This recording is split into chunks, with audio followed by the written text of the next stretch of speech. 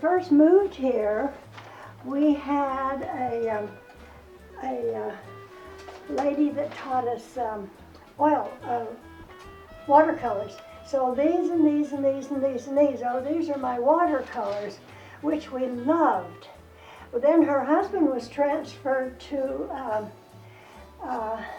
Texas. She left. So then we got the man that came, and he started to teach us oils. And so these, and all of these, and this, those are all oils. And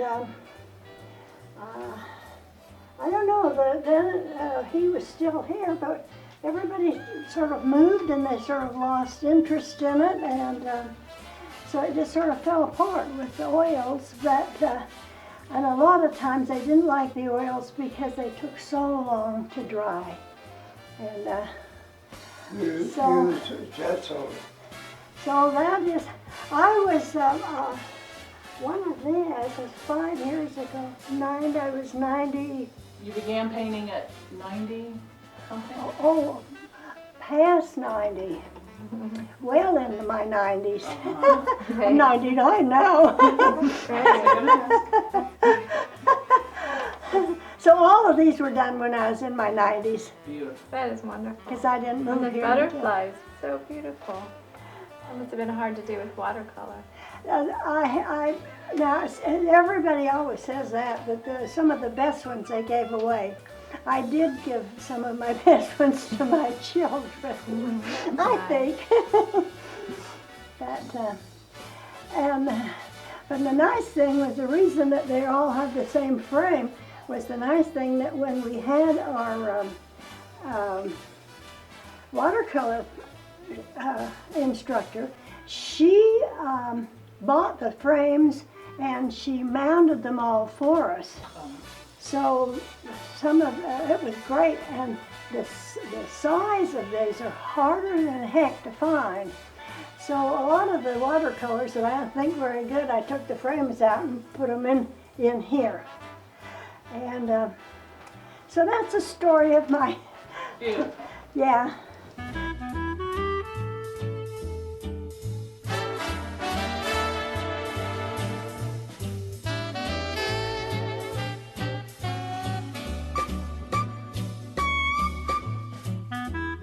This is my clown picture. It was purchased in Germany about 1962, and he's my very favorite friend. He has a lot of expression. When he cries, I cry. When I laugh, he laughs. But all the other paintings I've divvied out to the kids, but this one I've said, this is hands off, it's mine.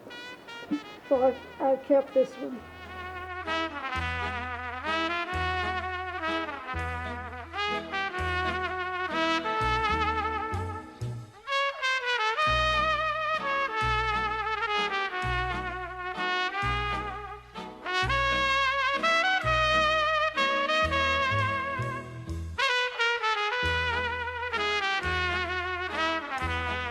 About the one and only painting I've ever done. But I started that the day I met her father on the beach, bare-chested, barefooted, with blue jeans and his easel set up in the sand.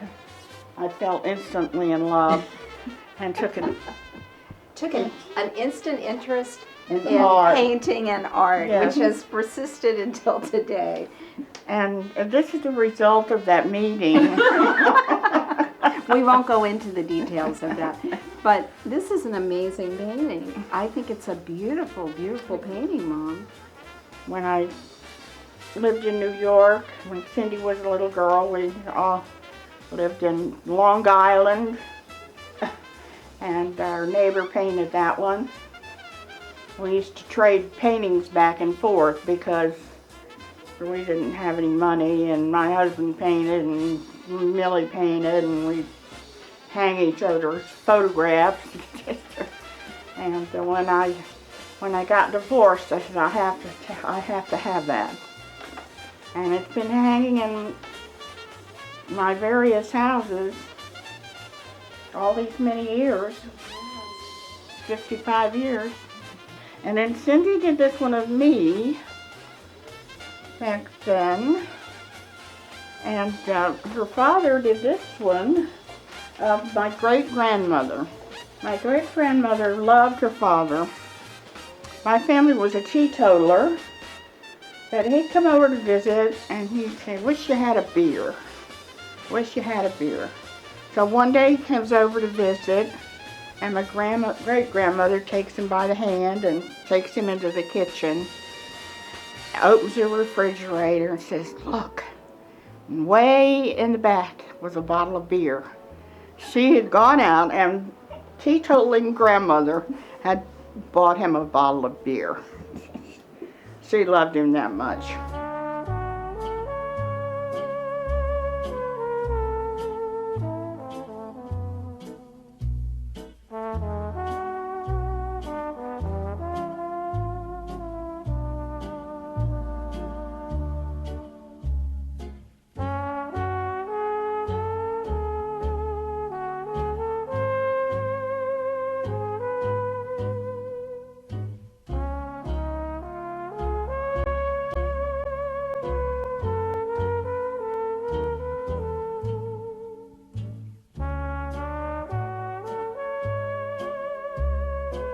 Well, this is my dad, Jack Kendall Cole, and he's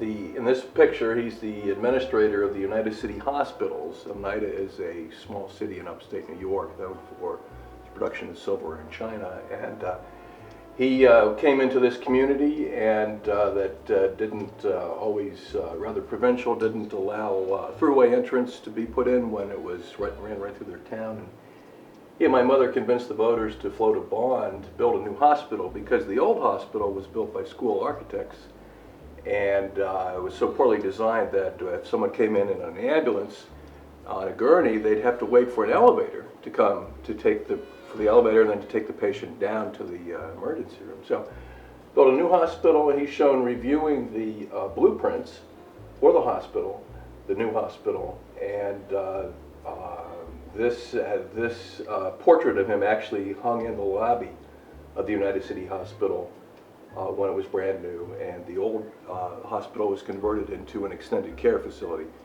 My mother worked on the color selection committee and so forth. So really, they did a wonderful thing for that small community in upstate New York.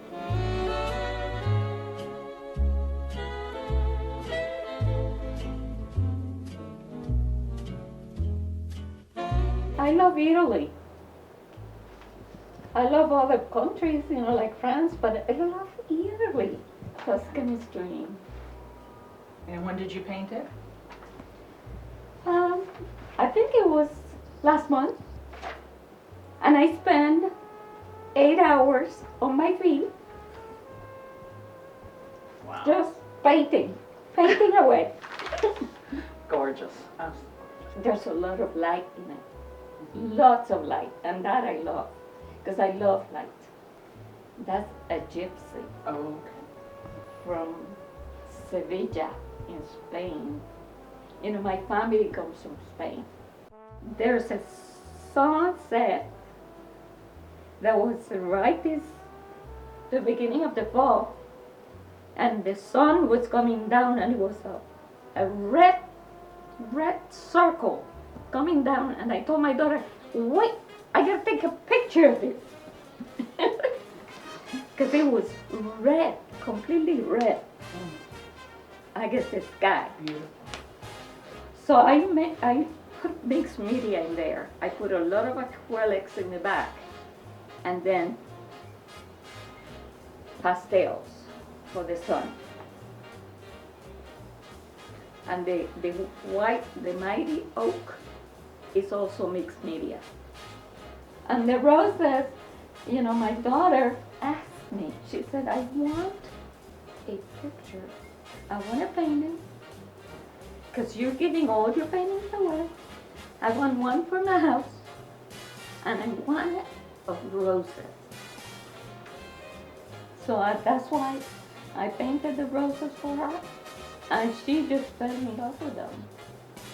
She said, I just love the tone on tone, you know, the lighter shades of it and everything. She said, I just love it.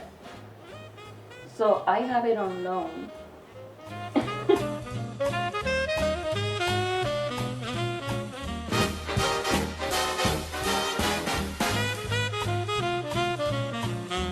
Well, the Maryland Medical School and the Maryland State House in Annapolis were national winners, and those he did in the later years. And you can see the difference between those and these two, which were probably done in about 1929, 28. And these were done in the mid-60s, yeah, mid-60s. And then I didn't know what the heck depression art was. I had no idea. But it's a separate school of art. It's called depression art. And I was just thumbing eBay when I saw this. And I said, that looks like something my dad might do, and it was. And so this one I got off eBay. But he really portrays the water in that, I think.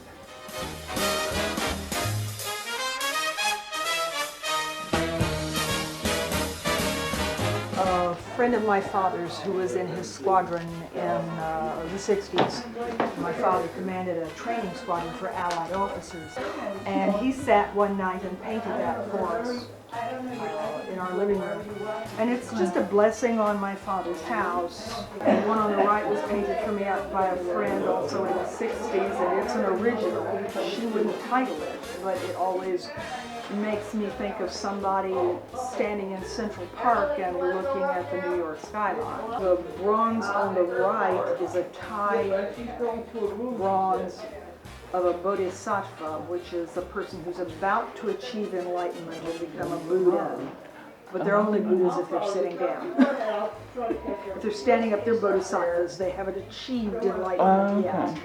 They have to sit down and touch the ground in order to achieve enlightenment. The one on the right is a Chinese lady doing her hair, just a decorative piece. And I'm pretty sure it was in fact cast in China. But my father bought them both in Thailand in the 60s when we were stationed in Japan.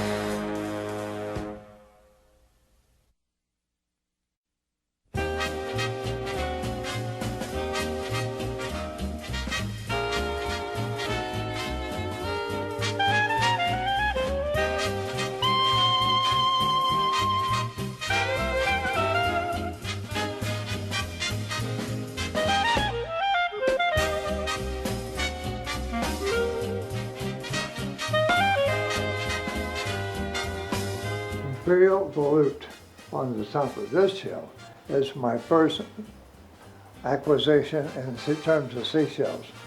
I bought that in 1956. I've never seen one since.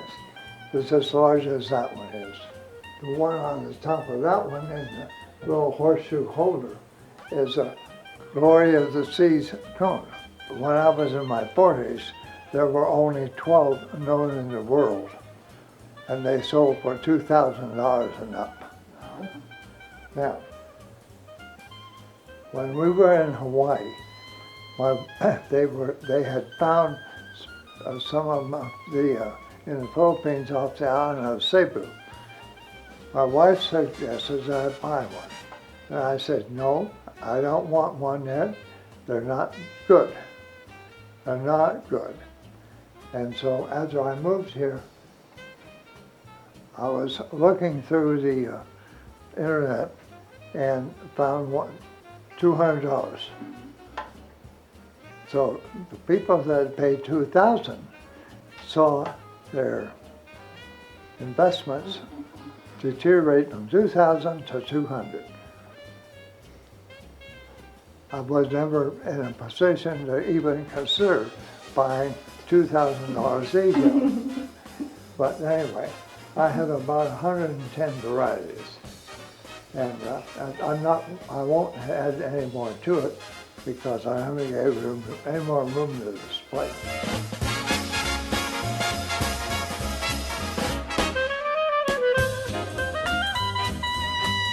I have, and these are Tiffany lamps. So I have only Tiffany lamps.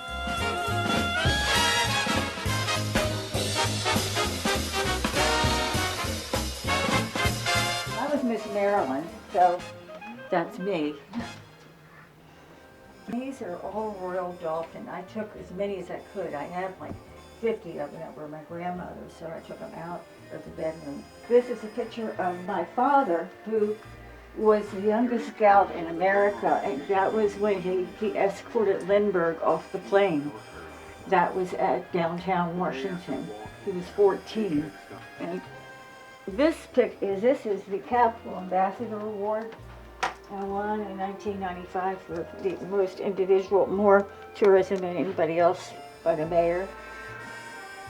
And this clock came from my grandmother, who was some sort of a duchess when she got married and came from England. It's a Seth Thomas, rings, every hour and 15 minutes.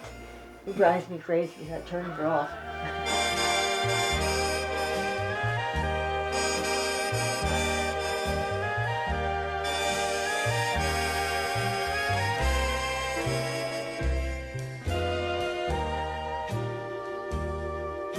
Quilt. Each block is different. Regular quilts, every block would be just like one, but this one is different. And the only thing funny about this quilt, that block right there, looked just like the Japanese flag. Oh. And I refused to put it in my I said, I still remember Pearl Harbor. I'm not putting a Japanese flag in my quilt. So I put that one's called Log Cabin. Beautiful. But I quilt, everything is by hand. I don't know if you know anything about quilting. Yes, I But every little thing has to match exactly. Mm-hmm. Has to hit. And And how long did it take you? 7 years. Can you believe that? Wow, 7 years. Well, off and on. Yeah, sure. But it's all by hand. I quilted it by hand. I had like a hoop this big that was on a stand, Okay. and you just do that. That's the way you did it. Wow. Beautiful. All those, every little stitch, you've got to count how many stitches you put in an inch. That's how they judge them in quilt shows. Wow. They're judged by how many to an inch. Did you enter this into a No. No. No, I'm sure it wouldn't It's beautiful. win anything.